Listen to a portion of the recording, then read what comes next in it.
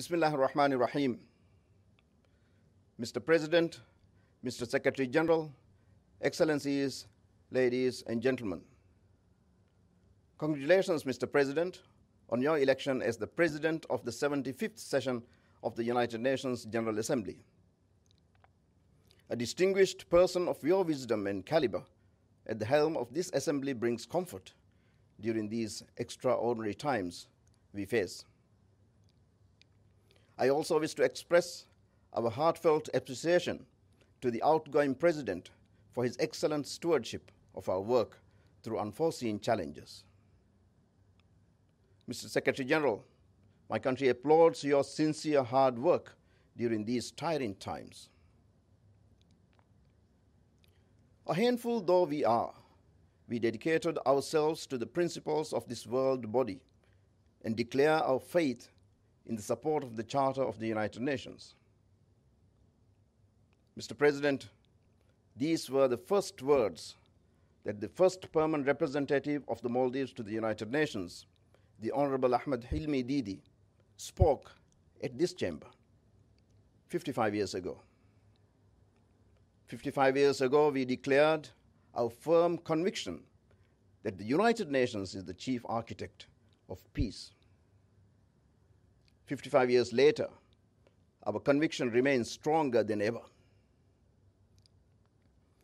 Today, as we grapple with one of the greatest global challenges in recent history, deliberating the future we want, the United Nations we need, and reaffirming our collective commitment to multilateralism, not only seems opportune, but a necessity.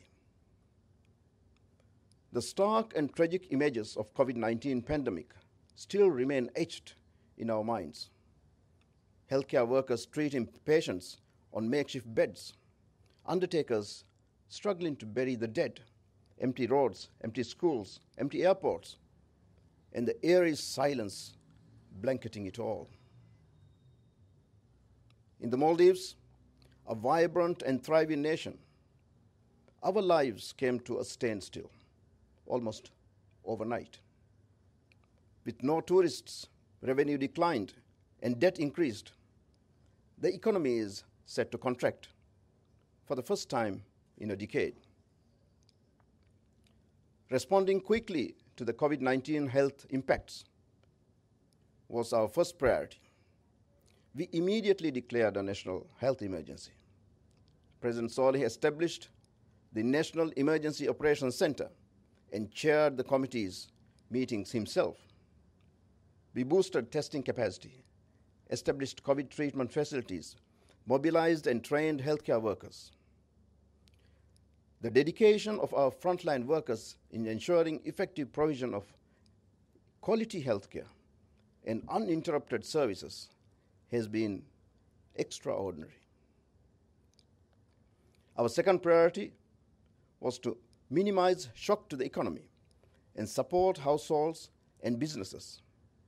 Income support stimulus packages, debt moratorium, and tax relief programs have been initiated.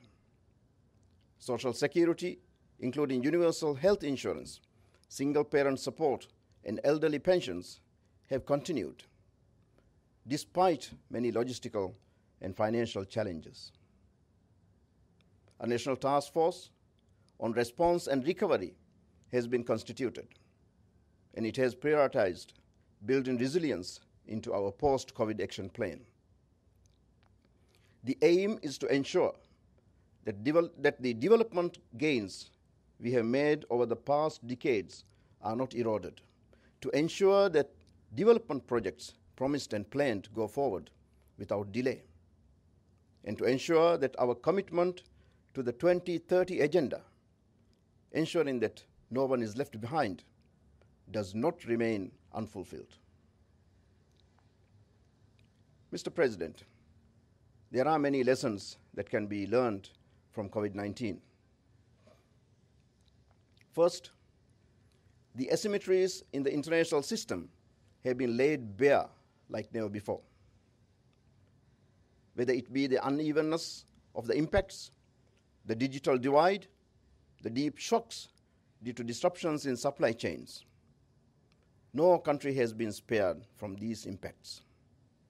But not every country has been affected in equal measure. In countries like mine, where tourism contributions, both directly and indirectly, account for 75% of GDP, the loss has been immeasurable. Second, the toll that debt burdens have on the economies of small island developing states like the Maldives is clearer now. We appreciate the G20's debt service suspension initiative, but there is little difference between 31st December and 1st January, apart from the year that changes. Economies will still be in recovery and hurting. So we requested the G20 to extend their initiative until the end of 2021. But debt suspension is only the half of the story for countries like ours, the SIDS. We need structural change, innovative facilities, and better and greater access to concessional financing. We need a proper assessment of our vulnerabilities that will shape the way for better targeted approaches in SIDS. Third, the pandemic has also highlighted the importance of global cooperation. In the Maldives, without the support of our friends, our bilateral and multilateral partners, we would not have been able to continue weathering this storm. As we work towards finding a vaccine, our hope is that every person who needs it will have access to it, that we will work together to ensure equitable access. I thank all our partners who have so generously extended financial, material, and technical support during this crisis, even when they themselves are going through challenging times. One such example is India. The recent budget support of $250 million was the single largest financial assistance from a donor during this pandemic. Mr. President, the COVID pandemic has given us the opportunity to recalibrate our approach to development and focus on building a more resilient world, one that delivers for planet, people, and prosperity. For countries like mine, climate change remains a significant threat, but also a threat that is difficult to overcome on our own. The number of islands that require emergency shore protection, flood or disaster relief are rising each year.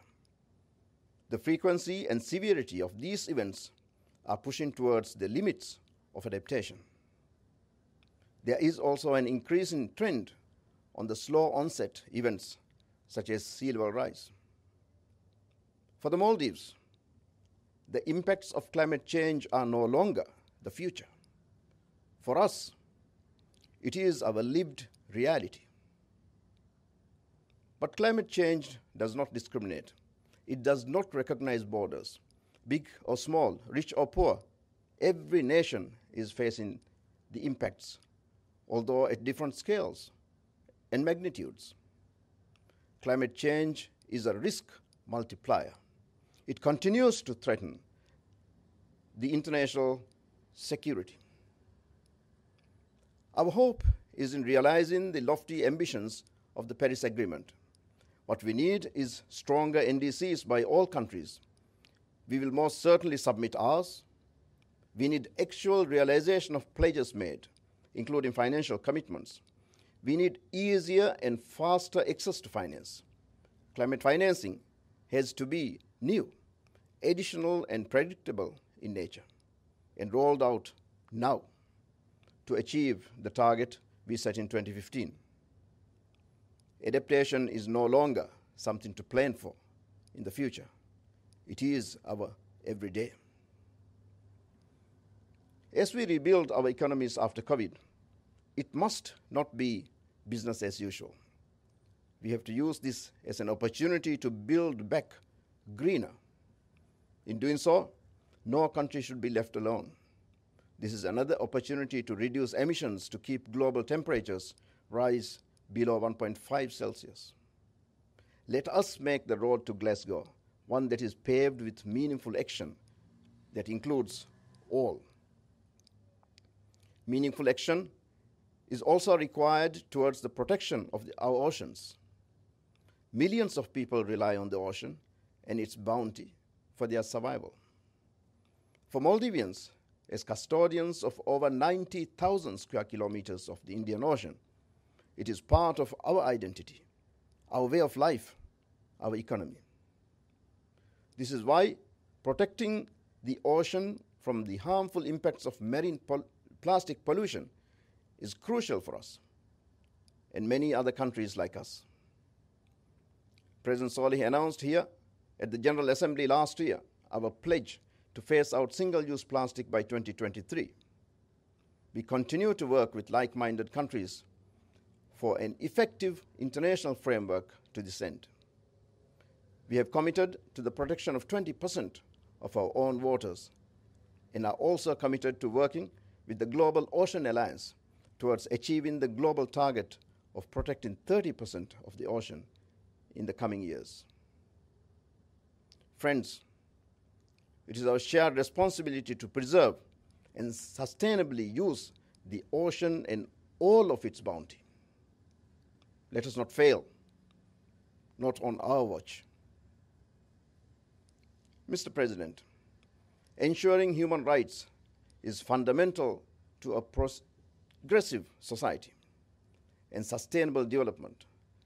The promotion and protection of human rights is a cornerstone of President Solih's administration from its inception.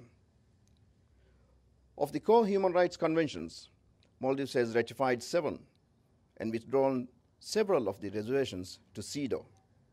We will also ratify the Convention on Enforced Disappearances in the coming months.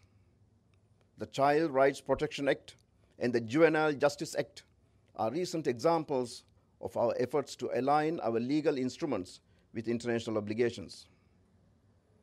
We have also ratified the 3rd optional protocol to CRC and signed the declaration under Article 22 of the Convention Against Torture, allowing for enhanced access to justice.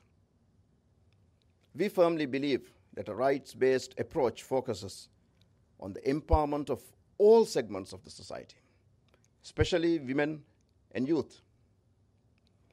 For the first time, the government is working on a draft youth bill that will identify and ensure the rights of young people, including their participation in decision-making. A multidimensional, holistic approach that includes leadership, political participation, gender equality, counter-radicalization, health and well-being guides our youth policies. Mainstreaming gender equality in society and in public life is an ongoing process, a process that no country has completed. As we move towards marking the 25th anniversary of the 4th World Conference on Women, every effort must be made to reach in the vision of Beijing Declaration and platform for action. In the Maldives, several steps have been taken in the right direction. For example, recent amendments brought to Local Council Act allocated 1/3 of all local council seats to women, ensuring their participation in the decentralized governance system. I'm also proud to announce that we have achieved gender parity among heads of missions of Maldives Foreign Service. It is because of the importance the Maldives places on the promotion and protection of human rights that the government has taken the decision to present its candidature for the Human Rights Council for the term 2023 to 2025. We believe that domestic and global efforts to promote and protect human rights go hand in hand, and as a small island developing country, we wish to share the unique experiences of our efforts to align our laws and cultivate a culture of respect for human rights. Mr. President, terrorism remains one of the most complex and challenging global issues of our time, one that requires cooperation, coordination, and also consensus. We have to work together to address the root causes of terrorism and violent extremism, especially in light of advances in social media and digital technology. The global community also has to work together to ensure the rights of the Palestinian people. For decades, Palestinians have cried out for dignity, respect, and statehood, and to no avail.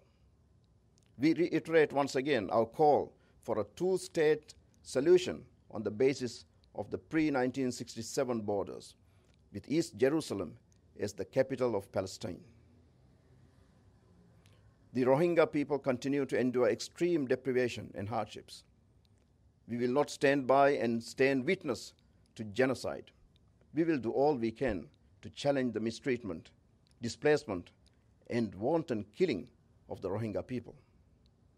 We will continue to advocate on their behalf, including at the International Court of Justice. Mr. President, as the UN celebrates 75 years in existence, there is much to celebrate and be thankful for.